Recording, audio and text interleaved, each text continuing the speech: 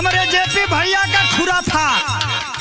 सुनला कि कलकत्ता कांड हम गावे जात हई तो हमार फिल्म फीचर फिल्म रंगबाज खिलाड़ी का एगो धुन ही बजावत हूँ। ओमे हम हीरो का रोल कैले बानी। बड़ा पर्दा पर आप लोग देखली, बड़ा आशीर्वाद मिलल। वेब जैसन बड़ी कंपनी से कॉपीराइट रिलीज हो। ओमे बुलेटवा पर बैठ के हम जाते हैं, हीरोइनिया छीकी काटती है पिछवा से, तबले एगो झुमटा आ गई। वही समय का भाव लिखत हुआ कवि जी का, खुल जाई जहिया हो, खुल जाई जहिया जवानी के खतवा,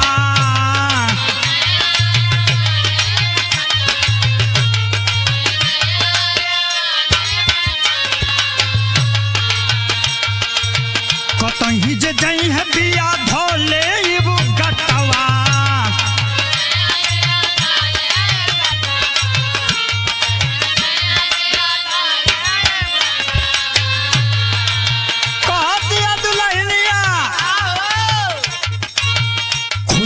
जहिया जवानी के खतवा, कतही जो दई है पिया धोले गटवा, बुलटवा पे बैठब, बुलटवा पे बैठब, तानी के घुघटवा बुलटवा पे बैठब, तानी के घुघटवा बुलटवा पे बैठब।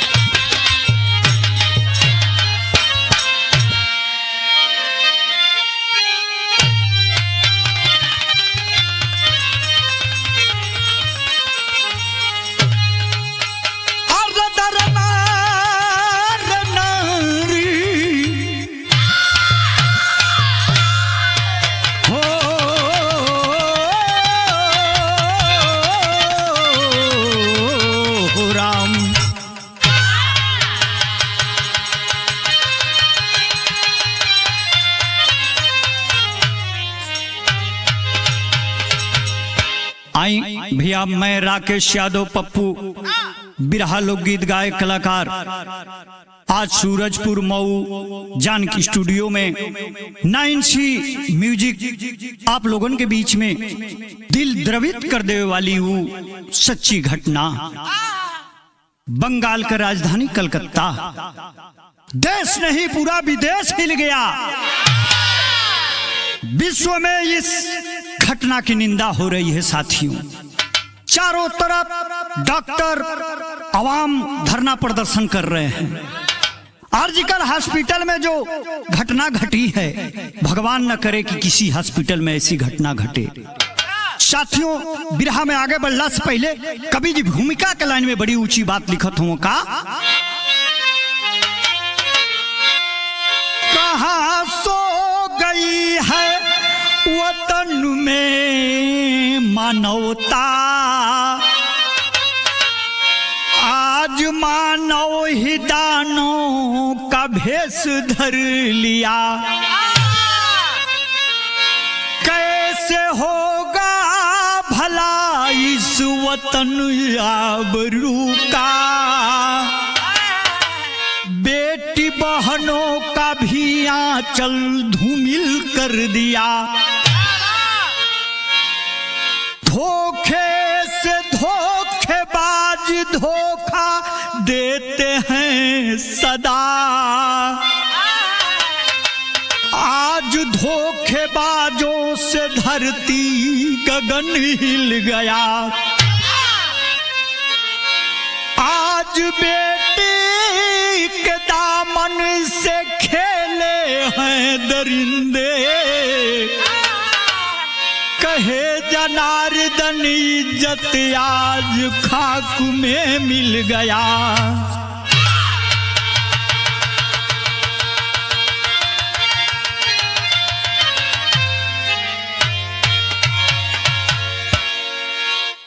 वाह जनार्दन कवि जी, कितनी सराहना आपकी करूं। लिखते हैं, धोखे से धोखेबाज धोखा देते हैं सदा, आज धोखेबाजों से धरती गगन हिल गया। अरे आज बेटी के दामन से खेले हैं दरिंदे, कहे जनार्दन इज्जत आज देश की खाक में मिल गया। इतना तौहीनी होता विश्व स्तर पर, विश्व गुरु सोने का चिड़िया कहे वाला देश में इतना जघन्य संगीन अपराध होकर धरती माई का आज शर्म से सर बड़ा नीचे हो गई बा। लेकिन हमारे बिरहा में आगे बढ़ला से पहले एक लाइन गजल लगत हो, कैसे बा?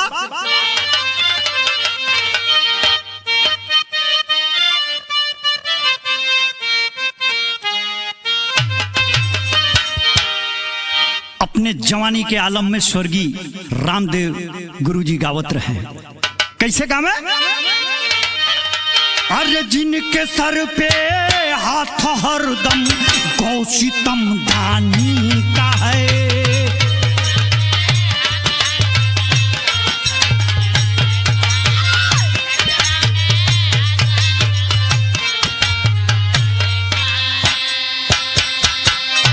जिनके सर पे हाथ हरदम अरे गौसितम दानी का है।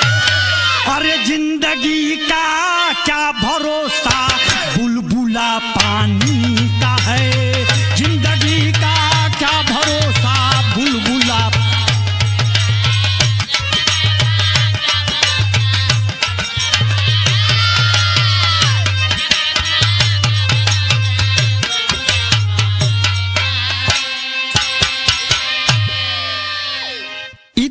गजल के लाइन रहा आप लोगन के मन के गुदगुदावे बदे, लेकिन बिरहा के अंदर कभी लिखत हुआ बड़ी ऊंची बात का। अरे क्या भरोसा पापियों का, अरे क्या भरोसा पापियों का जुल्मी इस जमाने में।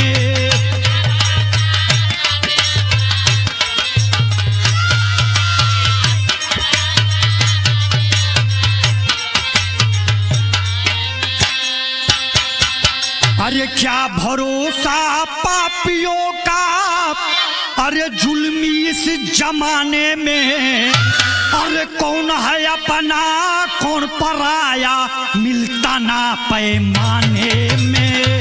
कौन है अपना कौन पराया मिलता ना पैमाने में। जो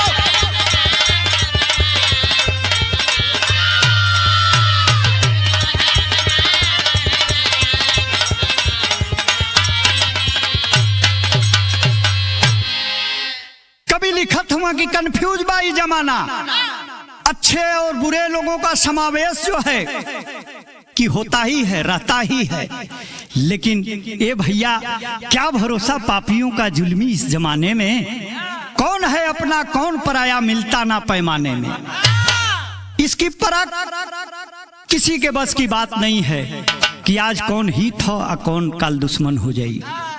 ए बाबू ई घटना कब कह कहाँ घटल है, नजम के लाइन से कभी लिखत हुआ का।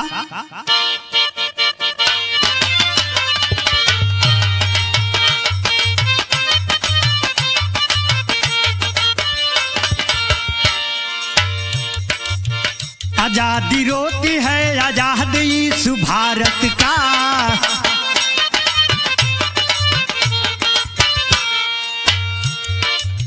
समय तो आ गया है फिर महाभारत का।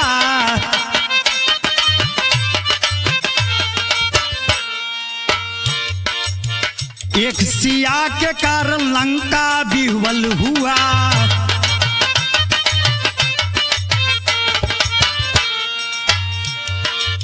इसी भारत में अनेकों महायब केस हुआ।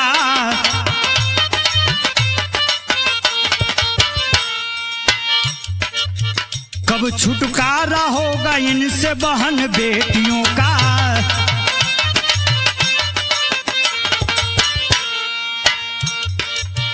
कौन क्षतिपूर्ति देगा हुई जो है क्षतियों का।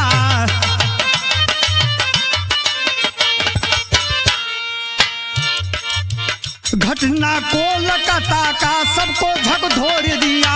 घटना कोलकाता का सबको झकझोर दिया। लूट कर आबरू मन को पापी तोड़ दिया।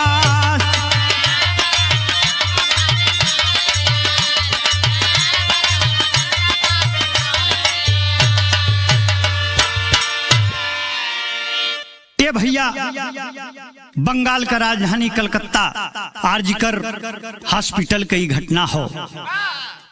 ए बाबू हमारे बहन बेटी जाके उनमें ई पढ़ाई कर तारी की 2-3 साल का ट्रेनिंग बा दिहला के बाद जवन हो जब हमार शिक्षा पूरी हो जाई हम टेंड हो जाई तो फिर समाज का सेवा करब डॉक्टर बन के।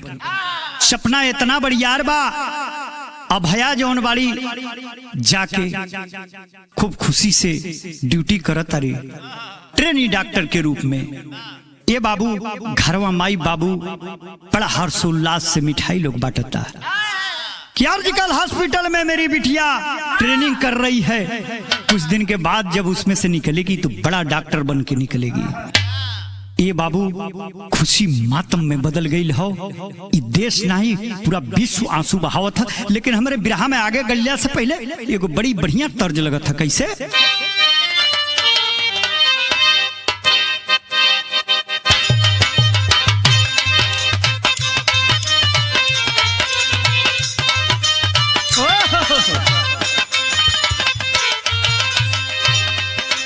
उहे तर्जिया बाका बांसवरिया में सुगहना,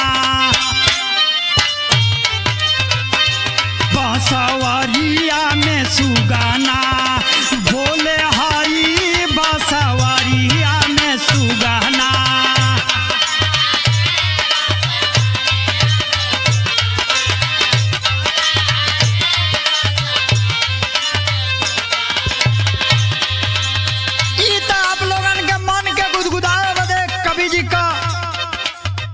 भाव रहल लेकिन बिरहा के अंदर डूब के कितना सुंदर भाव लिखत हुआ का। मेडिकल जाहवा के छातारा रहली हो नहार, मेडिकल कले जाहवा के छातारा।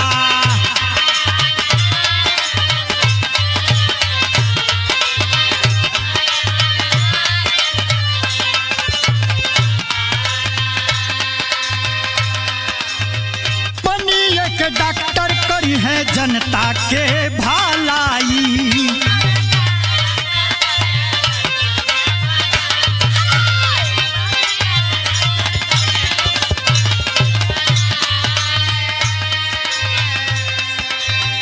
कोहल बापू माई करी है जम के पढ़ाई।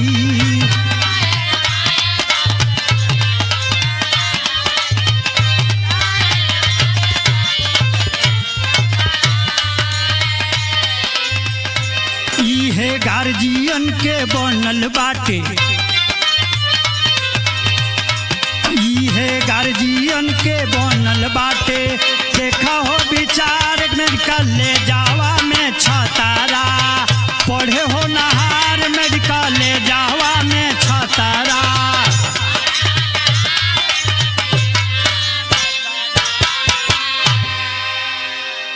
ए भैया घर में पाड़ा मोहल्ला में चारों तरफ खुशी बा। हमारी बेटी आरजीकर हॉस्पिटल में ट्रेनिंग करत हो। ए बाबू हितनाथ सब लोगन के चेहरा पर खुशी ही खुशी बा। धीरे धीरे चलत बा, समय बीतत बा, सपना सब लोग सजा के अपने दिल में रखले बा। सोचतिया वो भैया कि कल हम डॉक्टर बन के निकलब। ताज ट्रेनिंग में जोन बा कि हम कुछ अपनी माई बाबू खातिर ना कर पावत हैं, लेकिन हमार माई बाबू जोन है हमर के पढ़ावे खातिर पैर से लेके सर तक कर्जदार बन गई। लेकिन प्रभु का इच्छा हो जे तेरे जे के रखे। बिरहा में आगे बढ़ला से पहले एक लाइन तर्ज लगा था। कैसे?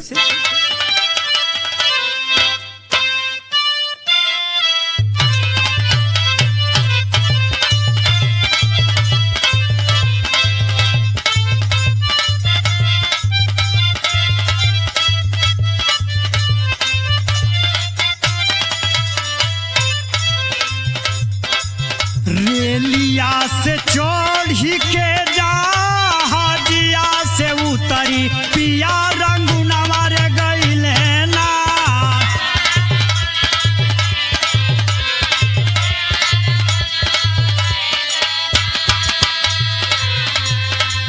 रेलिया से चढ़ी के जहाजिया से उतरी पिया रंगुनवा रे गइले ना।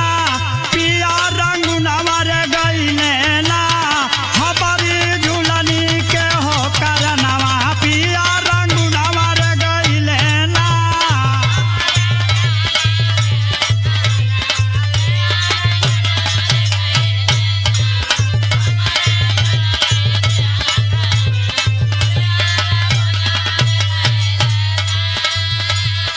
लेकिन विरहा में कवि जी नम आंखों से लाइन को पिरोया है। साथियों गौर करेंगे, समय बदल गई हो। अगस्त के आइल बाटई मावा एगो घटनावा घटली ना।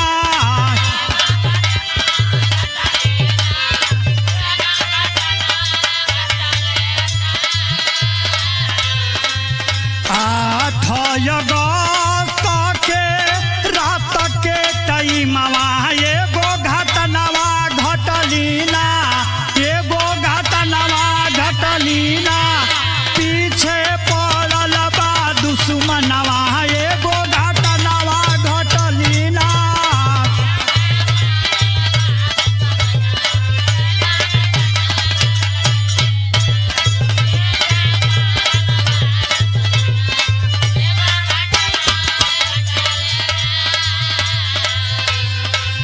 यो जना बनाई पापी आइल अस्पतालवा।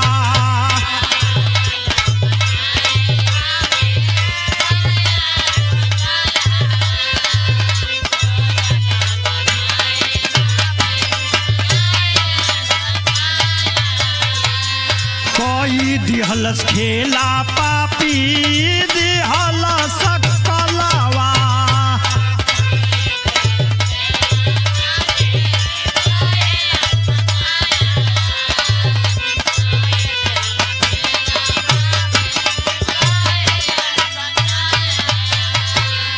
रोवेली बिटिया नाही माना दुश्मनवा एगो घटनावा घटल ना।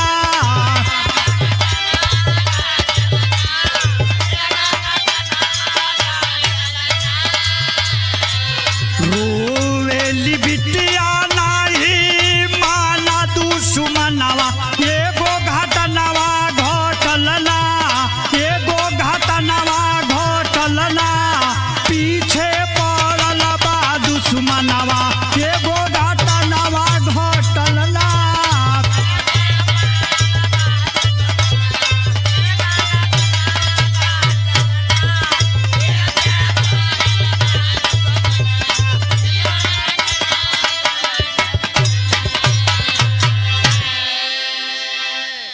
हे बाबू, अभया के खातिर वो काली रात 8 अगस्त वाली ड्यूटी कर रही है अभया।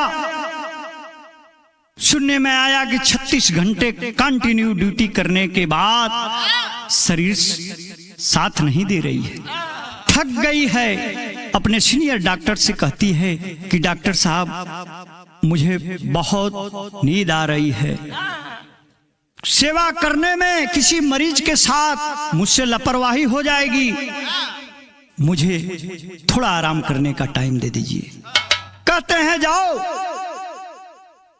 एकांत में एक रूम बना होता है जिसमें डॉक्टर विश्राम किया करते हैं।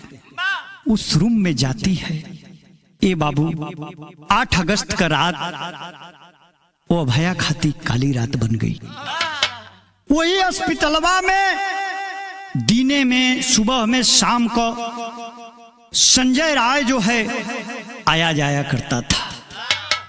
सुनने में आया कि दलाली भी करता था। किसी को बेड नहीं मिल रहा है तो डॉक्टर से सिफारिश करके पैसा ले करके उसे बेड मुहैया कराता था। और बंगाल सरकार में वॉलंटियर पुलिस के रूप में काम भी करता था। वही सर्जिकल हॉस्पिटल के निचवा जोन बाकी एगो पुलिस चौकी है, वही पर ओकर ड्यूटी वॉलंटियर पुलिस के रूप में थी साथियों। अब नजदीके के कारण बार बार हॉस्पिटल में जाने आने से लोग परिचित हो गए थे। वहां के कुछ डॉक्टर इसके मित्र बन गए थे। और ये बाबू सर्जिकल हॉस्पिटल में ये भी पता चला है कि ब्लू फिल्म भी बनाई जाती थी।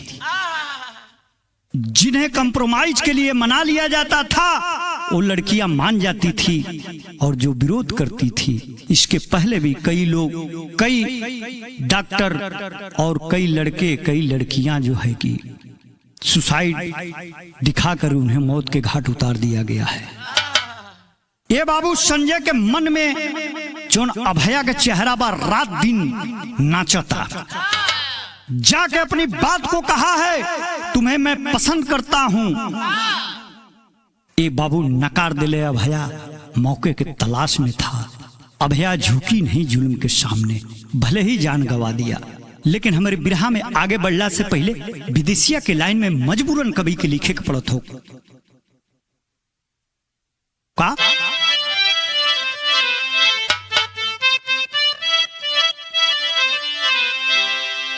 पापी दुश्मनवा जब आइल बा समहनावा हो, थर थर का पतु बाटे बिटिया के बदनवा।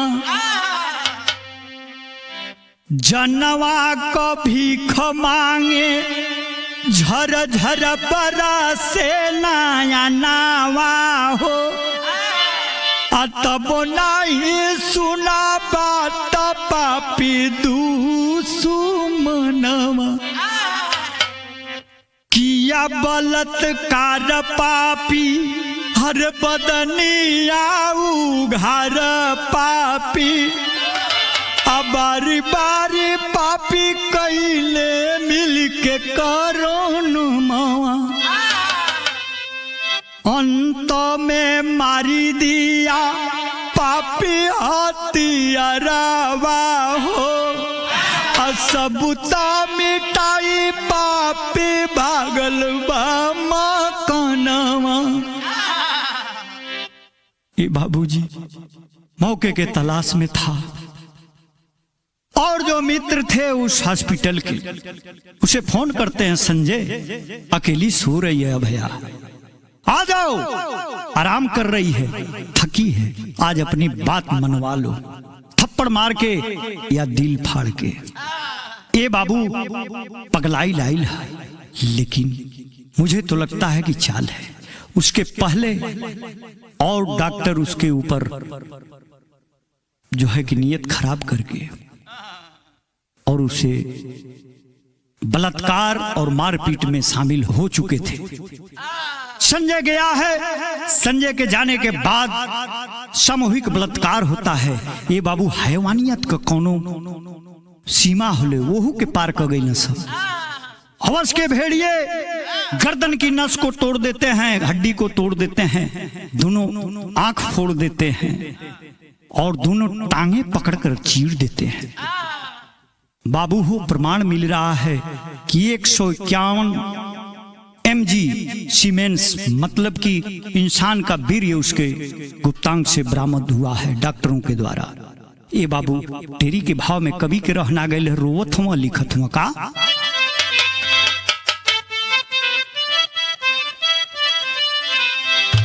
सपनमा सपनमा तो अधूरा रह गया, अरे डॉक्टर वाला ललसा हुआ न पूरा, अरे हो पूरा। सपनवा तो अधूरा रह गया, डॉक्टर वाला ललसा हुआ न पूरा, सपनवा तो अधूरा रह गया। ये बाबू घर में मातम फैल गई हो। सुबह जब होता हॉस्पिटल से फोन जाता है पिताजी को, आपकी बेटी सुसाइड कर ली है, जल्दी फौरन आप हॉस्पिटल पे आ जाओ।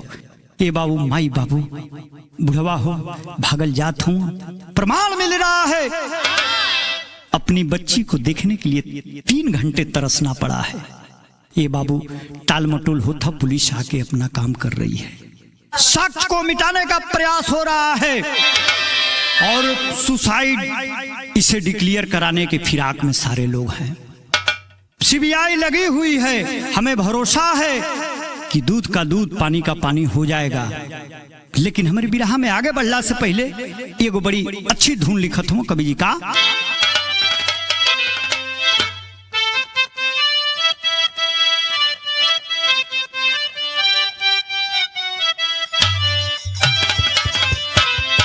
जेपी भैया जब हमनी का पैदा ना रहली जा तब से धुन बजत थी, तहियो हिट रहे अजुओ हिट। अरे दिल देता है रो रो दुहाई, किसी से कोई प्यार ना करे दिल।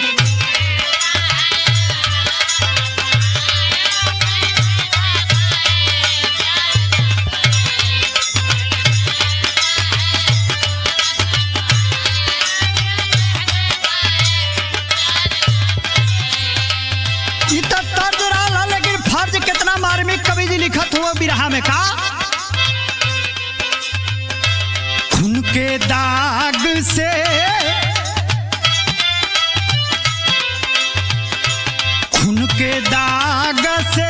गइल पकड़ाई, बताई दिहले भेद पपिया।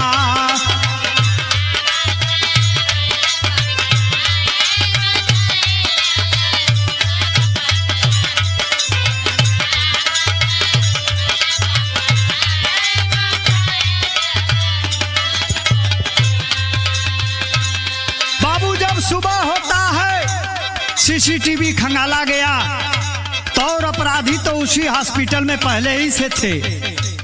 अब सीबीआई उनके पीछे पड़ी है तो दूध का दूध पानी का पानी हो जाएगा। लेकिन बाहरी सदस्य अगर कोई जा रहा है तो सीसीटीवी में कैद संजय राय को पाया गया।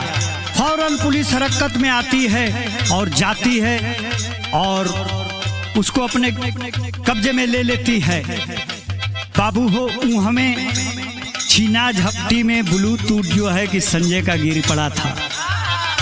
जब उससे मैचिंग होती है तो सत्य उसी का पाया जाता है। इसके बाद जो जूता पहन के गया था उस पर खून के धब्बे पाए गए। साथियों, पुलिस को समझने में देर नहीं लगा, 3 साक्ष्य उसके खिलाफ मिल गए। गिरफ्तारी हो अंतरा में कहना बा।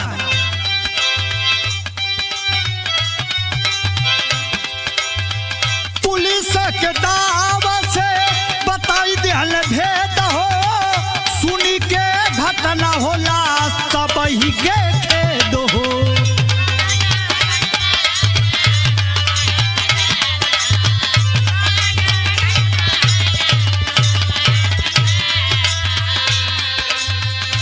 सब रोवत बाटे बाबू और माई, बताई दिहल भेद पपिया।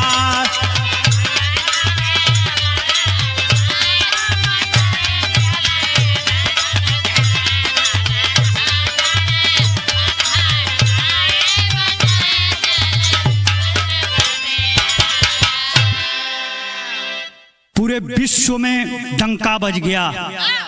डॉक्टर के साथ हैवानियत। पोस्टमार्टम रिपोर्ट आती है भैया, झरझर पूरा देश आंसू बहावता है। सब परेशान बाकी हैवानियत इस कदर ऐसा कोई करता है। दिल्ली में बलात्कार और मर्डर हुआ था निर्भया का, ठीक उसी के तर्ज पर कोलकाता में भी घटना घट गई।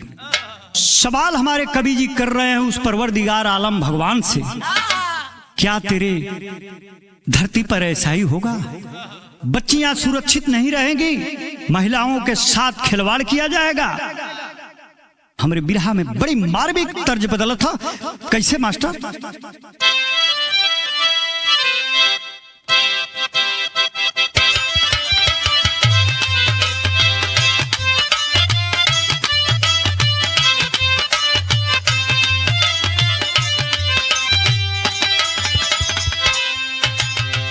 झाझर मड़ौआ जन छ वही है बाबा हो,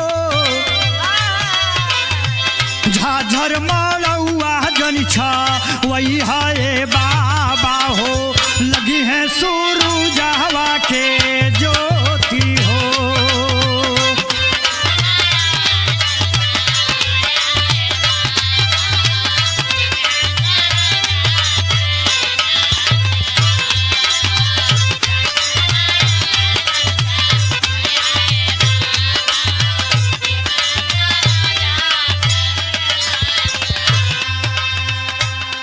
धुन तराना छड़ी का आनंद बदे रहल हो, लेकिन बिरहा में कितना सुंदर भाव कवि जी लिखत हुआ का। आग के तो रह जब फैलल खबरिया हो, आग के तो रह जब फैलल खबरिया हो, पेशवा में मचल को हराम हो।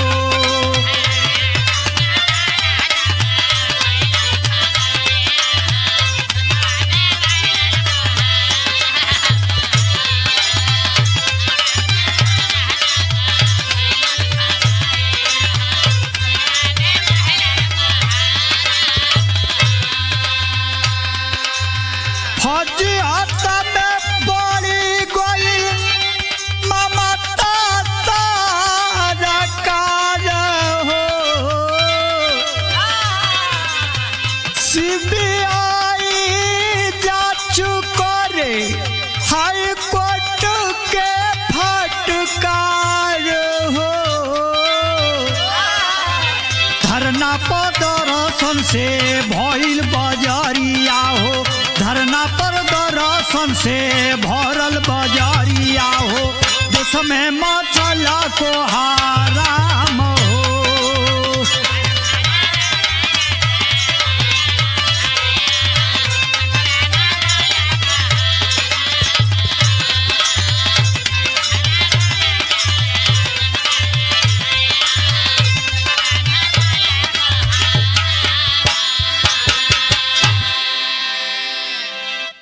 भैया हो जब 2-4-5 दिन पुलिस का टाल मटोल चला, माँ बाप को शक हुआ है और कोलकाता हाई कोर्ट में अर्जी लगाए हैं कि हमें ममता सरकार के पुलिस से 1% भी उम्मीद नहीं है कि हमें न्याय मिलेगा।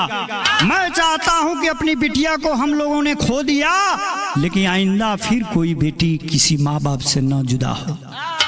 ये बाबू माननीय हाई कोर्ट का आदेश हुआ, सीबीआई दिल्ली से आज हम कल हो और जांच चलत है, लेकिन हमारे बिरहा का लास्ट धुन लगत है मास्टर साहब कैसे।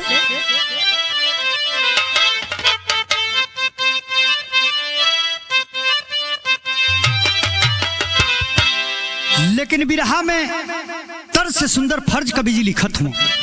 बात उस समय कहा साथी लोग, जौने समय बुढ़िया बुढ़वा अभया का माई बाबू अंगनवा में पछाड़ खा के गिर गई हुआ, ओ समय दर्द याद लोग आके ढाढ़स बधावत हो, सीन बया करत हूँ कवि जी कैसे। रोवेली मतरिया रोवेली मतरिया,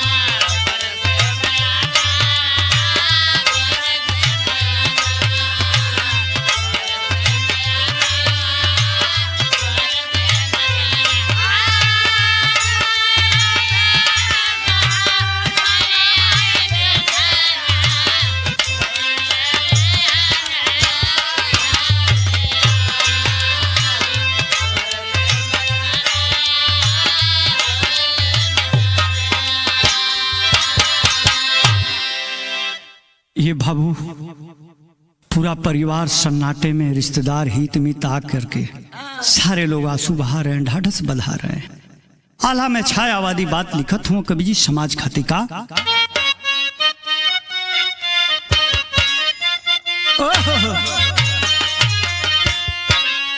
अरे देशवा में ऐसे जब रावहला पैदा हुई है बाबू,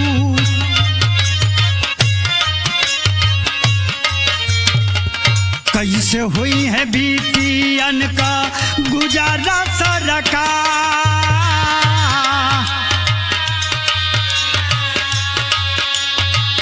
देशवा में ऐसे जब रावहला पैदा हुई है बाबू,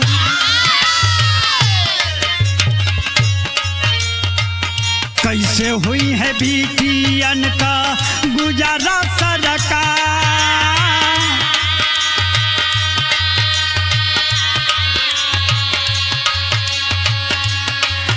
घरवा सुरक्षा ना बाहरवा सुरक्षा साहब,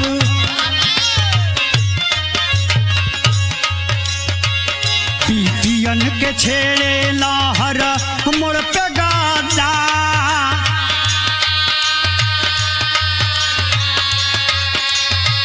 चढ़ी गई बिटिया बाकी चाहिए न साफ साहब, तबे होई दिलावा में सकून हो हमार।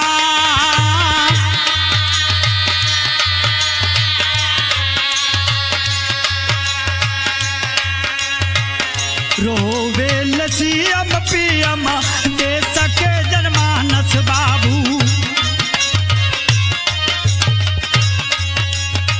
रोवत बाटे बेदहना में आज परिवार।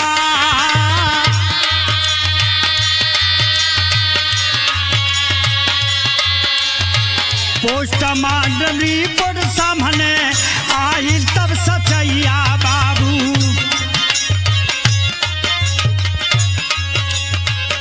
बिटिया का भइल बाटे अंतिम संस्कार।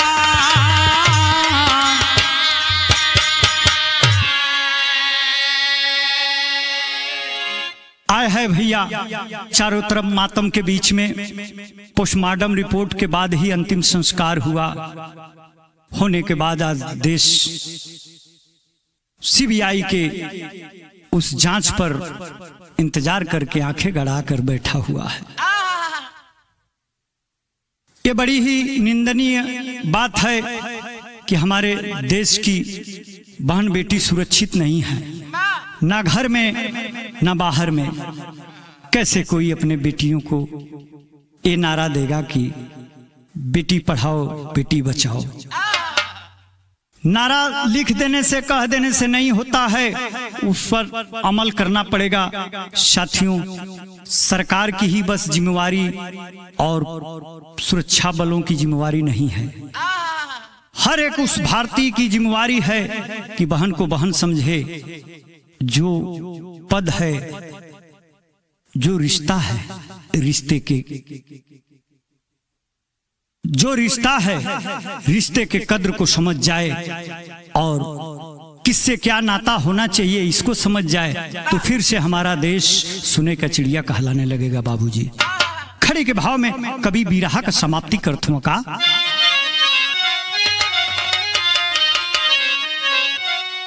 और धरती गगनवा रोवेला सब कोई, और बतावा ममता जी ऐसे कब तक ले होई।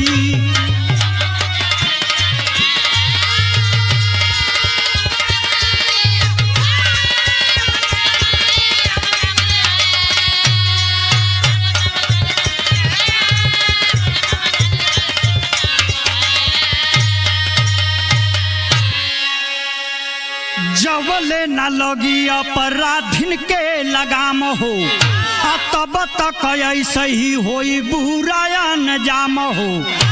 और यादते सवा के लोग पूछेला सब कोई, और बतावा ममता जी ऐसे कब तक ले होई।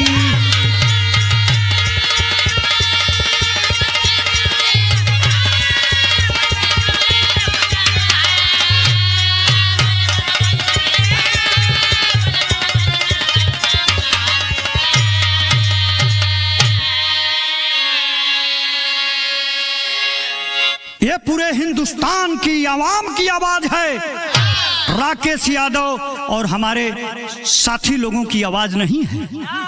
हिंदुस्तान के चप्पे चप्पे पर लोग आवाज उठा रहे हैं कि ममता जी सर्जिकल हॉस्पिटल में जब इतना घिनौना अपराध बहुत पहले से हो रहा था तो आपके सुरक्षा बल के लोग क्या सो रहे थे?